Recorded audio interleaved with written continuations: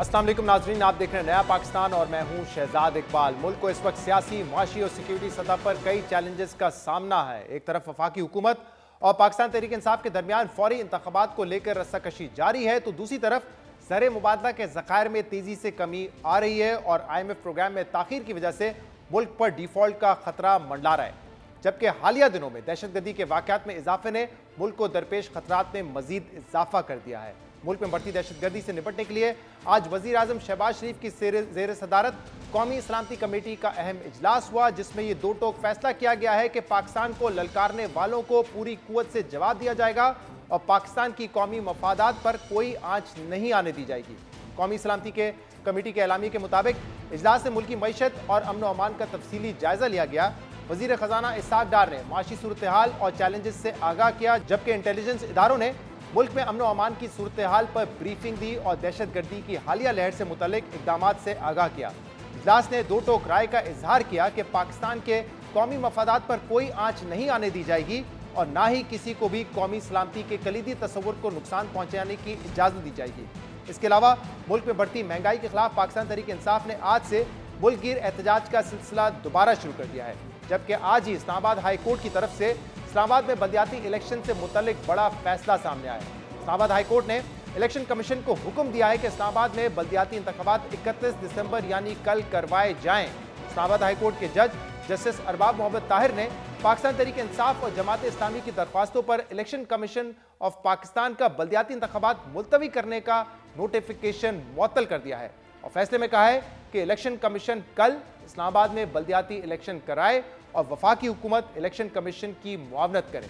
मगर वफाकी हुकूमत ने हाई कोर्ट के इस फैसले को नाकाबिले अमल करार देकर चैलेंज करने का फैसला किया है। ये मामला कहाँ पे जाएगा, इस हवाले से हम बात करेंगे और हमारे साथ मौजूद हैं पाकिस्तान के वजीर दाखिला राना सनाउल्लाह। राना साहब, बहुत बहुत शुक्रिया वक्त देने के लिए। इस्लामाबाद हाई कोर्ट ने कहा है कि इस्लामाबाद में बल्दियाती इंतखाबात कल होंगे। इमरान खान ने एक पैगाम जारी किया है जिसमें वो कह रहे हैं अपने वोटर्स को कि भरपूर अंदाज में बाहर निकले, वोटिंग में हिस्सा लें, और वो ये भी कह रहे हैं कि हुकूमत जो है वो इलेक्शन से खौफजदा है, और साथ ही आप भी कह रहे हैं कि 4-5 माह तक हो ही नहीं सकते बल्दियाती इंतखाबात।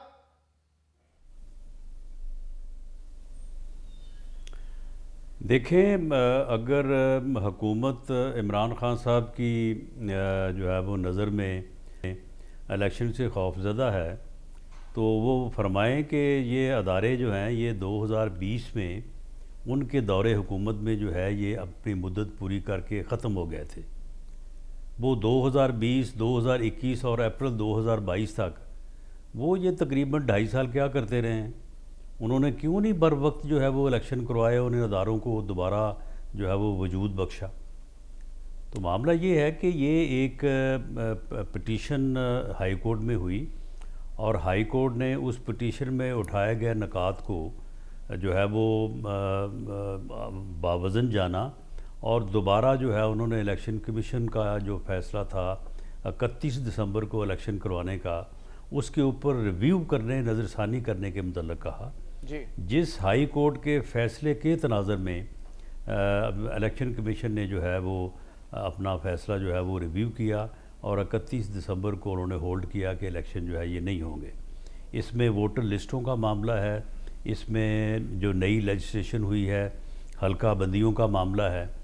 तो आज अगर जज साहब ने ये फ़ैसला किया है कि इलेक्शन जो है वो कल करवाए जाएं, अगर कल इलेक्शन हो सकते होते तो ज़रूर करवा देते। हमें जज साहब के फ़ैसले का उनका बहुत एहतराम है, लेकिन ये मुमकिन नहीं है कि आज 4 बजे के बाद जब दफातर में से भी लोग छुट्टी करके चले गए हैं तो 1000 पोलिंग स्टेशन का अमला औसतन यानी कोई 5-6 लोग जो है वो एक पोलिंग स्टेशन पे होते हैं, तो ये 4-5 हज़ार लोगों की ड्यूटी लगाई जाए, उनको इकट्ठा किया जाए, उनको जो है वो इलेक्शन मटेरियल दिया जाए, उनको जो है वो ट्रांसपोर्ट करके वहाँ पे पहुँचाया जाए। तो ये एक ऐसी यानी कोशिश है कि जो इतने कम वक्त में जो है वो हो नहीं सकती। तो इसलिए हमने इंट्रा कोर्ट अपील जो है वो दायर करने का फ़ैसला किया है और ये सारी सूरत हम सामने रखेंगे और वहाँ पे ये मौक़िफ़ इख्तियार करेंगे कि हाई कोर्ट का जो फ़ैसला है मुअज़्ज़ज़ जज का वो काबिल अमल नहीं था, इसलिए उस पर ऊपर अमल नहीं हुआ।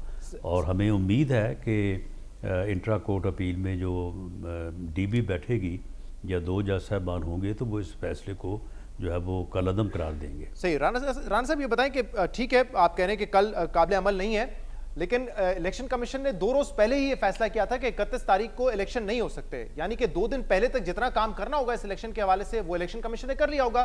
तो अगर आप इंटर कोर्ट अपील दायर कर रहे हैं तो फिर ये मुतालबा करें ना कि 2-3 दिन तैयारी के लिए, 2-3 दिन में तैयारी मुकम्मल हो जाएगी, इलेक्शन करवा दें। लेकिन आप तो ये कह रहे हैं कि 4-5 महीने तक इलेक्शन नहीं हो सकते।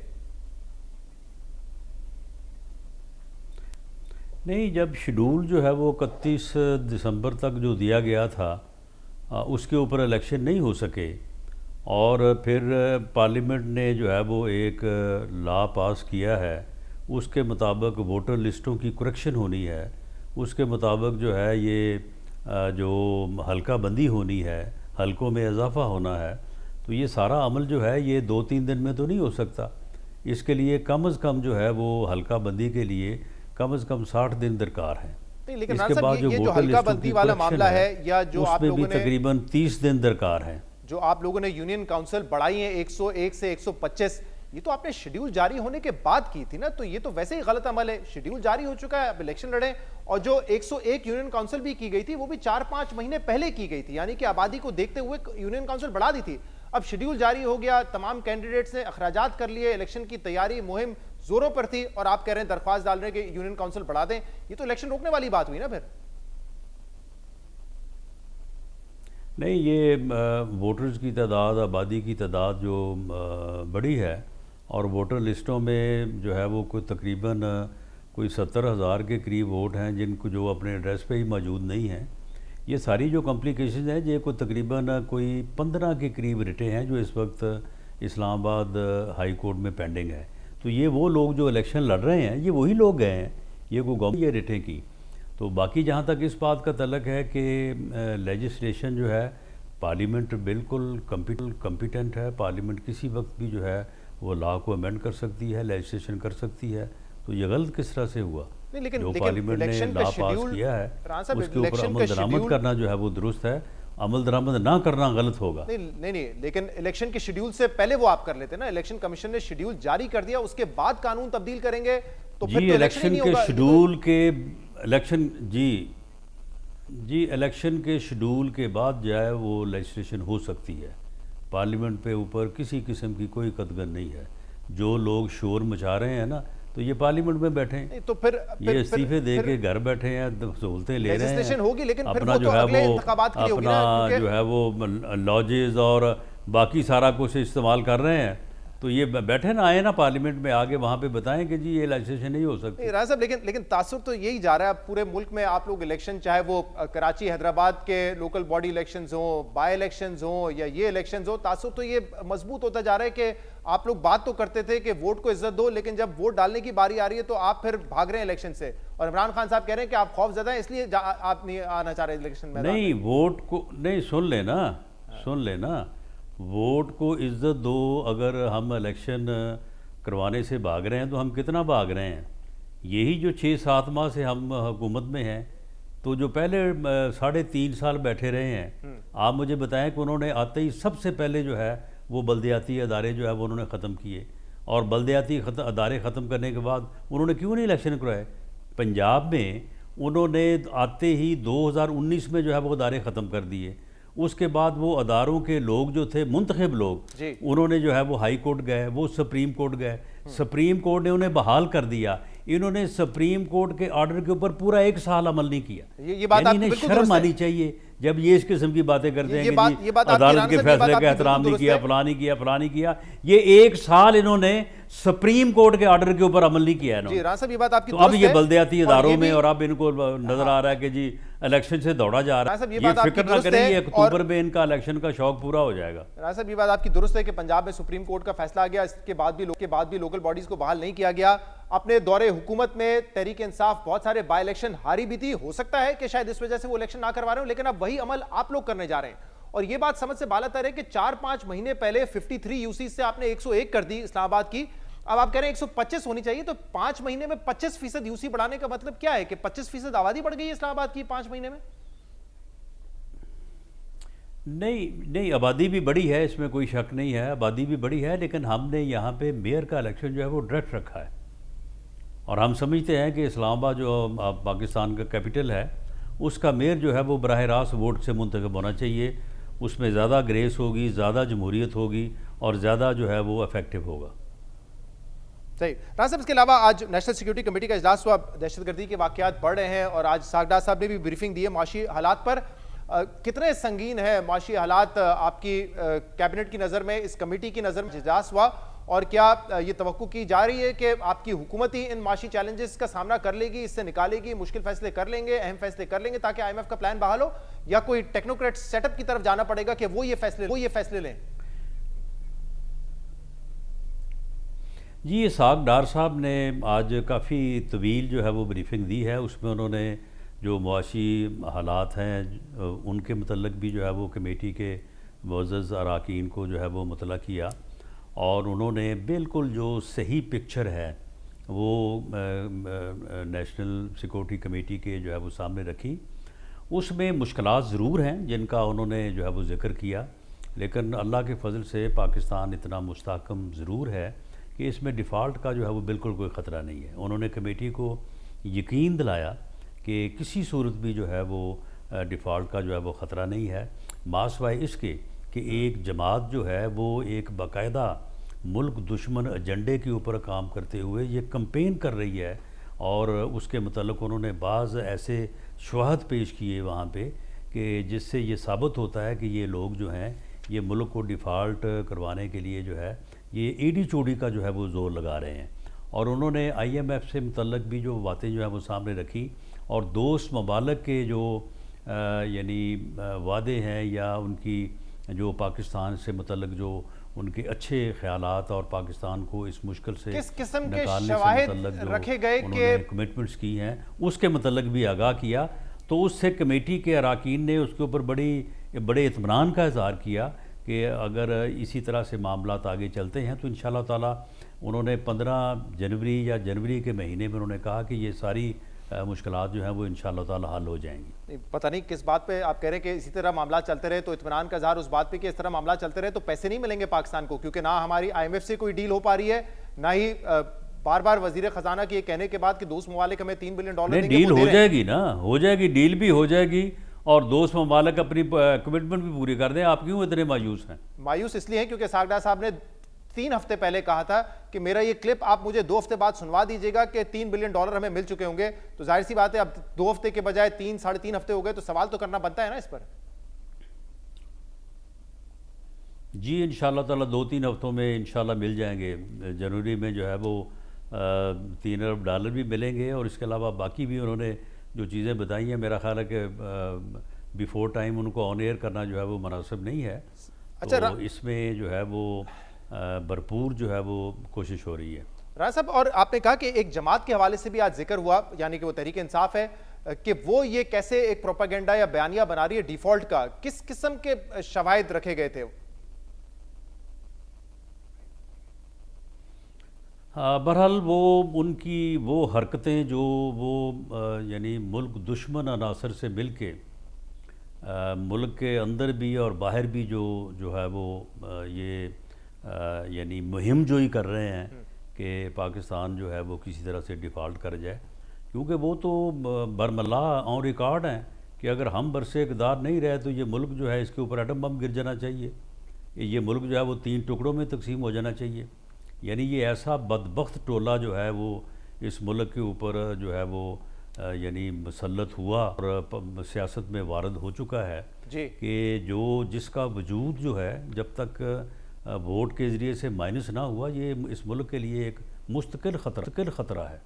तो राना साहब, नहीं मैं तो समझा कि कोई आप कहेंगे कि जिक्र हुआ वहाँ पे कि कैसे इमरान खान ने और पाकिस्तान तहरीक इंसाफ ने S&P को, मूडीज़ को, फिच को, जो क्रेडिट रेटिंग एजेंसीज हैं, उनसे रब्ता करके डिफ़ॉल्ट का कोई बयानिया बनाया, या सऊदी अरब को अप्रोच किया कि $3 बिलियन आपने फिलहाल नहीं देने हैं। नहीं, ये प्रोपेगेंडा करते हैं या इमरान खान साहब ने IMF को कहा कि ये आपकी शराइत नहीं मान रहे, ये ऑटोनॉमी बिल पास होने के बाद भी स्टेट बैंक को ऑटोनॉमी कर नहीं रहे दे रहे। हैं, कर रहे हैं। नहीं राणा साहब, माजरत के साथ ये सारा कुछ कर रहे हैं। सीरियस गुफ्तगू ये है, ये सारा कुछ कर रहे हैं राणा साहब। वो सियासी गुफ्तगू हो सकती है, ये सारा कुछ कर रहे हैं। सुन तो लें राणा साहब, ये सियासी गुफ्तगू ये हो सकती है। IMF को भी खत लिख रहे हैं, सारा कुछ कर रहे हैं ये। सर राणा साहब, ये डॉक्टर साहब को पता है कि ये रेटिंग एजेंसीज इमरान खान के कहने पे या ट्विटर के प्रोपेगेंडा पे नहीं चलती हैं। पाकिस्तान के ज़र मुबादला, पाकिस्तान के इकोनॉमिक इंडिकेटर्स देख के वो अपने फैसले करते हैं, और हकीकत ये है कि अगले हफ्ते मुमकिन है कि हमारे ज़र मुबादला के ज़खायर $5 बिलियन से नीचे चले जाएंगे। इमरान खान कुछ भी कहते रहे, वो झूठा साजिशी बयानिया भी बनाते थे, बाय नहीं किया लोगों ने, कुछ नहीं किया, लेकिन ये तो फैक्ट्स है ना, ये तो हकीकत है कि हमारे रिजर्व्स कहाँ पर हैं, और बार बार यकीन दहानी के बाद ना दोस्त ममालिक पैसे दे रहे हैं, ना IMF से मुआहिदा हो रहा है। देखिए, बार बार यकीन दहानी के बावजूद जो अभी तक पैसे नहीं है, वो मैंने यही अर्ज़ किया है कि उसकी वजूहात भी डॉक्टर साहब ने जो है वो सामने रखी हैं, और उन्होंने इस बात की भी यकीन दहानी करवाई है, और उनकी बात में बड़ा वज़न था कि ये इंशाअल्लाह ताला अगले 2-3 हफ्तों में या विदिन जनवरी जो है ये सारी चीज़ें जो हैं ये पाकिस्तान को हासिल हो जाएंगी। सही। तो इसके लिए और IMF के पास जाने के लिए हमें पेट्रोल की के ऊपर जो लेवी है वो लगानी पड़ेगी, बिजली लगानी पड़ेगी, गैस की कीमत बढ़ानी पड़ेगी, इंटरेस्ट रेट को बढ़ाना पड़ेगा, हमने अपने एक्सचेंज रेट को मार्केट पे छोड़ा पड़ेगा, जबरदस्ती उसको काबू नहीं करना पड़ेगा। ये तमाम इकदाम लेंगे सागडार साहब, ये बताया ब्रीफिंग में आज? नहीं, देखें, डार साहब ने ये कहा कि ये जो IMF का मुआहदा है जी, ये कोई मुल्क दुश्मन जो है वो भी नहीं कर सकता था, जो इस जमात ने और इमरान खान की टीम ने जो है ये IMF से मुआहदा किया। उसके बाद मुआहदा करने के बाद उन्होंने जो हरकतें की, वो उसकी वजह से जो है वो कोई क्रेडिबिलिटी जो है वो पाकिस्तान की नहीं रही कि इन्होंने वो मुआहदे में जो चीज़ें तय की थी उनको फिर जानबूझ के जो है इन्होंने उनको जो है वो वायलेट किया। तो इनकी इन हरकतों की वजह से जो इन्होंने 3.5 पौने 4 साल में इस मुल्क की जो इकॉनमी है उसका भट्ठा बैठाने के लिए ये सारा कुछ किया, तो इसकी अब करेक्शन के लिए इस नुकसान के अजाले के लिए जो है वो जो इक़दाम उठा रहे हैं, और जो इन्होंने मुआहदा किया हुआ है उसकी वजह से जो आवाम के लिए मुश्किलात पैदा होनी है उनमें कमी लाने के लिए जो है वो डार साहब ने ब्रीफिंग में कोशिश कर रहे हैं, उससे IMF से मुज़ाकरात कर रहे हैं। तो अब देखें ना, लोगों के ऊपर जो वज़न है वो किसी हद तक ही डाला जा सकता है ना। डार साहब ने ब्रीफिंग में कोशिश तो है कि इसमें ब्रीफिंग में शिकायत और शिकवे ज्यादा जितना भी जो है वो कमी लाई जा सके लाई जाए। ऐसा लग रहा है आपकी बात सुनकर कि डार साहब ने शिकवे ज्यादा किए हैं, प्लान नहीं, उन्होंने इनको बेनकाब किया है। देखें, उन्होंने इनको बेनकाब किया है, इनका जो मकरूह चेहरा है जिसकी वजह से पाकिस्तान का भट्ठा बैठा है वो उन्होंने बेनकाब किया है। और कोई प्लान तो बताया होगा ना कि मतलब आगे प्लान क्या है, या फिर शिकवे ही करते रहे सिर्फ? जी, मैंने वही अर्ज़ किया है कि ये मीटिंग जो है वो, क्योंकि आज इसहाक डार साहब की ब्रीफिंग थी, उसके बाद फिर हमारी सिक्योरिटी एजेंसीज के हवाले से जो है लॉ एंड ऑर्डर पे, अफ़गानिस्तान पे और दहशतगर्दी पे ब्रीफिंग थी, तो उसमें इतना ज़्यादा टाइम सर्फ हो गया कि फिर जुमे का टाइम हो गया। ठीक है, एक मुख्तसर बात राणा साहब, अजलास जो है वो मंडे को दहशतगर्दी जो है वो दोबारा होगा, उसके बाद बाकायदा इसके ऊपर जो है वो एक स्टेटमेंट जो है वो जारी होगी, उसमें ये सारी चीज़ों का जिक्र होगा। दहशतगर्दी पे काबू पाने के लिए कोई नया ऑपरेशन शुरू करने के हवाले से खबरें आ रही थी, ऐसी कोई बात की गई आज? जी, इसका फैसला तो मंडे को होगा, लेकिन जो बात वहाँ पे सामने आई है तो उसमें कोई शक नहीं है, और हमारी मसल्लह अफवाज का और हमारी जो अस्करी क़यादत आज वहाँ पे मौजूद थी, उनका ये मुसम्मम इरादा है कि जो ये दहशतगर्द आ चुके हैं या बाज़ जगहों पे मौजूद हैं, तो इन इलाकों को जो है वो क्लियर किया जाएगा। बहुत बहुत शुक्रिया, बहुत बहुत शुक्रिया। पाकिस्तान के वज़ीर दाखिला राना सनाउल्लाह हमारे साथ मौजूद थे। प्रोग्राम में ब्रेक शामिल करेंगे, इसके बाद कराची की सियासत में भी अचानक से हलचल मच गई है। कहा जा रहा है कि तमाम जो फैक्शंस हैं MQM पाकिस्तान के और दूसरे जो फैक्शंस हैं उनको एक करने की कोशिश इस वक्त गवर्नर सिंध कर रहे हैं। इस बात करेंगे ब्रेक बाद।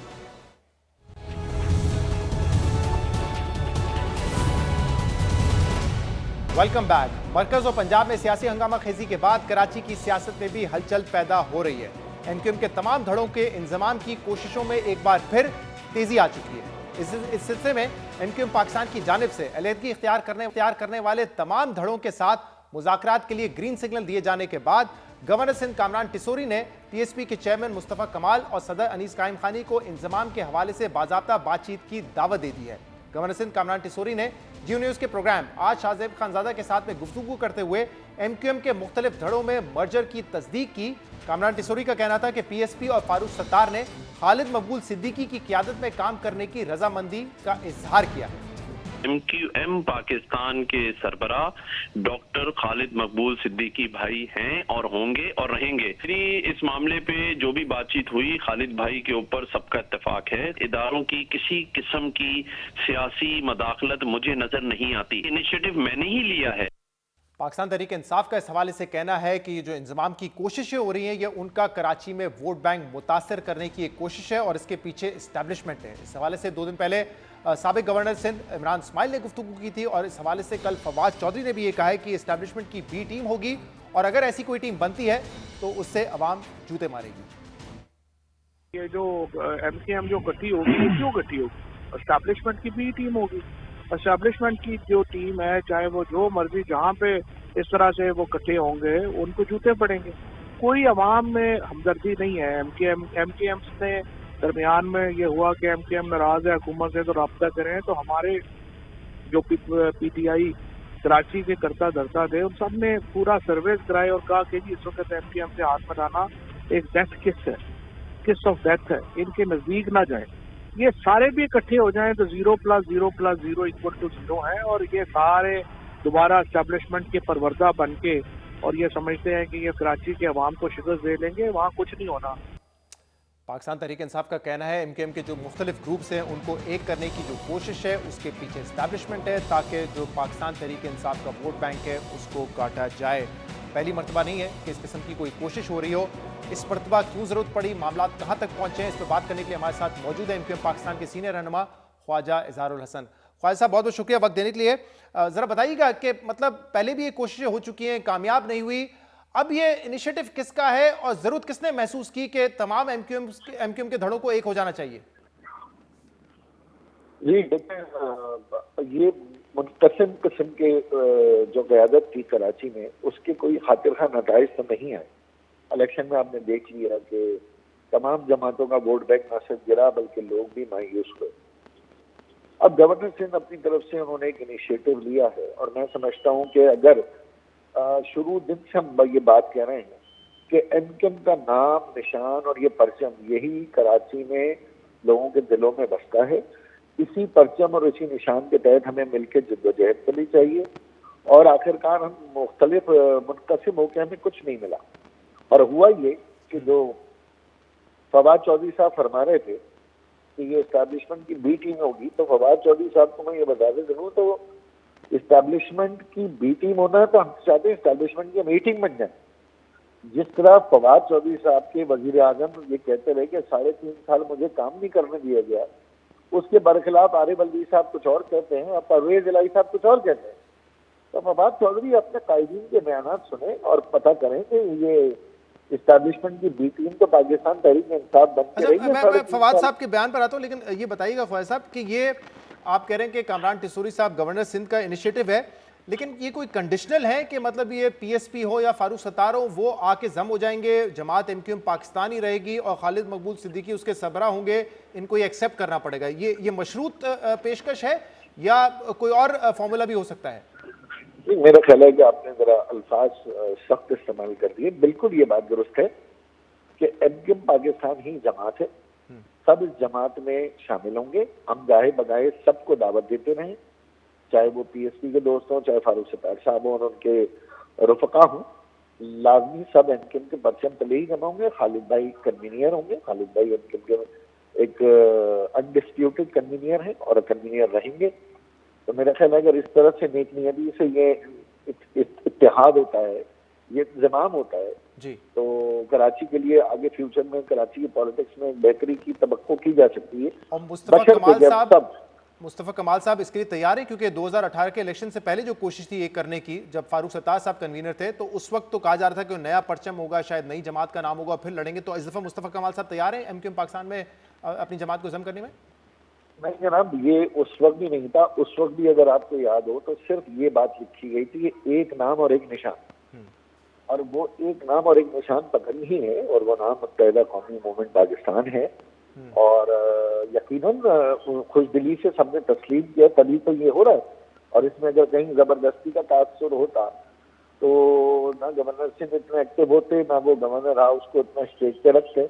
और हमारी तरफ से भी यकीनन राब्ता कमेटी में बहुत डेलिब्रेशन इस पे हुई है, कई घंटों इस पे बात हुई है, इसके प्लस और माइनस हर नुकात पे हमने डिस्कस किया है। और हमारी राब्ता कमेटी का फोरम 2/3 मेजोरिटी जब होती है तो वो फिर किसी फैसले की हिमायत करता है। तो लेकिन इसमें अब जरा दो चीज़ें बताइएगा ख्वाजा साहब, ये वाकई कामरान टिसूरी साहब ये इनिशिएटिव ले सकते हैं? अभी भी गवर्नर बने हैं, कैसे बने हैं, वो आपके लिए भी एक सरप्राइज था। ये वाकई उन्हीं का इनिशिएटिव है या जैसे इमरान इस्माइल साहब कह रहे थे कि उनको जो लेकर आए हैं उनका इनिशिएटिव है ये?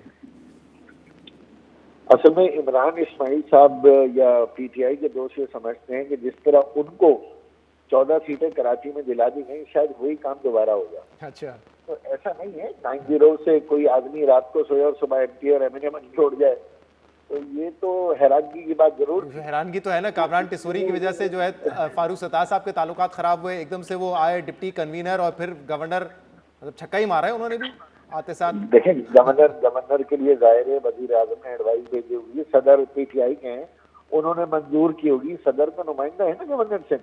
तो आरिफ अलवी साहब से, इमरान इस्माइल को आरिफ अलवी साहब से सवाल करना चाहिए कि आपने गवर्नर सिंध भी लगा दिया। हाँ, नाम तो आपकी तरफ से गया था, तो उनको तो नहीं था ना कि मैं उनका नाम प्रपोज करूं, लेकिन इसका बैकग्राउंड है ना एजाज साहब, और वो ये है कि जब पहले मुज़ाकरात हुए थे तो फारूक सत्तार साहब ने भी कहा कि मुझे एक न्यूट्रल जगह पे बुलाया गया था।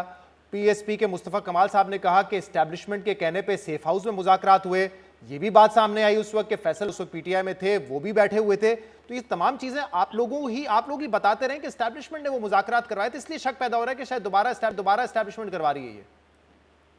चलिए देखें, अब जो बायगॉन इज गॉन, बायगॉन, तो अब आगे चलते हैं और अब आगे की तरफ मूव करते हैं। जो कुछ माजी में हुआ, जिस तरह दोस्तों ने बताया, मुमकिन है उसमें सदाकत हो, लेकिन मैं ये समझता हूँ कि सब लोग एमकेएम के परचम तले आ रहे हैं, तो ये एक ऑर्गेनिक मूव होगा। अब जो मूव पहले था यकीनन वो ऑर्गेनिक नहीं था, तभी तो नाकाम हुआ, वो नेचुरल नहीं था, तभी तो नाकाम हुआ। अब अगर नेचुरल मूव होता है, अब सब हम दिल साफ करके इस शहर को बनाने की खातिर, इस शहर के अंदर अदम तशद्दुद, अदम तसादुम को फरोग देने की खातिर जमा होते हैं, तो ये बहुत अच्छी बात है। सही। अच्छा, लेकिन इसका सियासी फायदा वोट बैंक की शक्ल में कितना होगा? क्योंकि फवाद चौधरी साहब का एक राय थी, उन्होंने कहा 0+0+0 ही होता है, लेकिन अगर उनकी राय आप हटा भी दें तो जो अभी लोकल जो इलेक्शंस हुए थे, बाय इलेक्शंस हुए थे, उसमें आपकी जमात का, फारूक सत्तार साहब का वोट, पीएसपी का वोट शामिल भी कर लिया जाए तो तहरीक इंसाफ से कम बनता था। तो आपको लगता है कि आप तहरीक इंसाफ का मुकाबला आपस में फैक्शंस को मर्ज करके कर लेंगे, या बानी एमकेएम की हिमायत की जरूरत फिर भी आपको पड़नी है? आपके और मेरे ख्यालात में सिर्फ इतना फर्क है कि आप कह रहे हैं कि गिलास आधा खाली है और मैं कह रहा हूँ गिलास आधा भरा हुआ है। जो आपने इलेक्शन की मिसाल दी, एक पार्टी का चेयरमैन कायद इलेक्शन लड़ रहा था भाई, 5,80,000 वोट में से उसने 50,000 वोट लिए और हमारे कारकुन ने 20,000 वोट लिए। तो मेरी ये बात समझ में नहीं आती कि 5,80,000 में से 8% वोट ही लिए ना आपके कायद ने। पॉपुलैरिटी तो नहीं है। इससे पहले डॉक्टर आमिर लियाकत वाली सीट भी हार गए थे ना आप लोग। 8% ही रहा ना, रेशो आप वोट का लगाए। देखिए, पॉपुलैरिटी एक अलग चीज होती है, वो पॉपुलर हैं, बिल्कुल हैं, लेकिन उनका वोट टर्नआउट कराची में कितना हुआ पूरे पंजाब के मुकाबले में आप देख लें। पूरे पंजाब में ज्यादा वोट कास्ट हुआ, हमारे यहाँ तो 8% कास्ट हुआ चेयरमैन को। अच्छा एजाज साहब, लेकिन इस पूरे फॉर्मूले में जो आप कह रहे हैं कि एमकेएम पाकिस्तान की एक छतरी होगी, कहीं ये भी बातचीत है, पॉसिबिलिटी है कि अल्ताफ हुसैन जो बानी एमकेएम है उनका भी इसमें कोई अमल दखल होगा, उनकी वापसी पाकिस्तान में नहीं, सियासत में वापसी, और एक्टिव होंगे? हमारी गुफ्तगू में अभी तक तो ऐसा कोई प्रपोजल या कहीं से कोई ऐसी तजवीज आई नहीं, तो उस पर कयासर आई मैं समझता हूँ कि बेमकसद होगी, क्योंकि जाहिर सी बात है अगर रियासत पाकिस्तान, हुकूमत, अदालत ये मिलकर अगर कोई फैसला करते हैं तो बिस्मिल्लाह कोई भी शख्स पाकिस्तान के आइन के अंदर रहते हुए अपनी सियासत कर सकता है। एमकेएम पाकिस्तान को एतराज नहीं होगा इस पर? एमकेएम पाकिस्तान के साथ है ना, तो पाकिस्तान को अगर ऐसा नहीं है एमकेएम को क्या एतराज होगा। बहुत बहुत शुक्रिया ख्वाजा एजाज साहब हमारे साथ मौजूद थे। प्रोग्राम में शामिल करेंगे ब्रेक, इसके बाद मजीद बात करेंगे।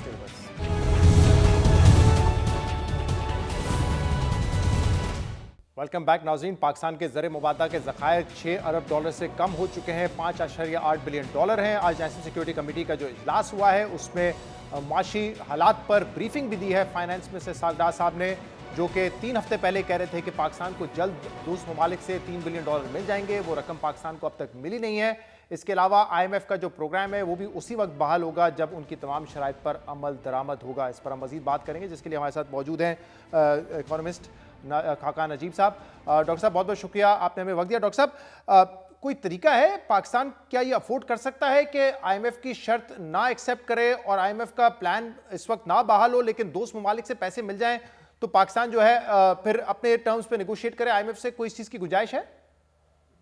Shahzad, thank you for having me on your show. Just to put context to जो आपने $5.8 बिलियन रखा है, ये एक साल पहले $17.7 बिलियन था स्टेट बैंक के पास। $12 अरब की ब्लीडिंग हुई है एग्जैक्टली एक साल में इस दिसंबर तक। पाकिस्तान के दोनों फ्लोज शहजाद साहब, डेट क्रिएटिंग फ्लोज, चाहे वो मल्टीलैटरल फाइनेंसिंग हो, बायलैटरल हो, कमर्शियल हो, वो भी स्लो डाउन कर गए हैं। पाकिस्तान के non debt creating flows, remittances पिछले 5 माह में 10% गिरी हैं, एक्सपोर्ट्स 2% गिरी हैं, FDI 51% गिरी है। ये तो हमारे 5 माह के फ्लोज हैं। इसको देखते हुए पाकिस्तान के पास between becoming really challenging situation और अब जो कि एक चैलेंजिंग सिचुएशन है, उसमें IMF खड़ा है। IMF को कॉम्प्लीमेंट कर सकता है Saudi Arabia, UAE, China, but replace नहीं कर सकता। उसकी 2 वजूहात हैं। पहली वजह यह है कि वो खुद आपको ये कह चुके हैं कि आप फंड के प्रोग्राम में रहिए और उसके थ्रू ही रहिए। और दूसरी वजह यह है कि IMF opens your doors to not only IMF financing but World Bank, ADB और other financing, जिनके बगैर वो 30-32 अरब डॉलर इकट्ठे नहीं होंगे जो हमें चाहिए, ताकि हम FY23 में ये जो डाउनवर्ड स्लाइड ऑन रिजर्व्स है इसको पिकअप कर सकें और अपने फंडामेंटल्स को और अपनी जो मार्केट परसेप्शन है उसको ठीक कर सकें। सही। और डॉक्टर साहब ये बताइएगा कि इस क्या इम्कानात है कि क्या हमें IMF की ये शराइत माननी पड़ेंगी कि हमें फ्लेक्सिबल एक्सचेंज रेट दिखाना पड़ेगा, हमें बिजली और गैस की कीमतें बढ़ानी पड़ेंगी, या जैसे कि इसहाक डार साहब चंद माह पहले तक कह रहे थे जब डॉक्टर मिफ्ताह इस्माइल वजीर खजाना थे कि IMF से बेहतर नेगोशिएट किया जा सकता है, उनसे बातचीत की जा सकती है। वो कह रहे थे पहले भी किया था, अभी करके दिखाऊंगा। क्या इतनी लचक दिखा रहा है IMF? क्या इसकी पॉसिबिलिटी है कि अपने टर्म्स में उनसे नेगोशिएट करें?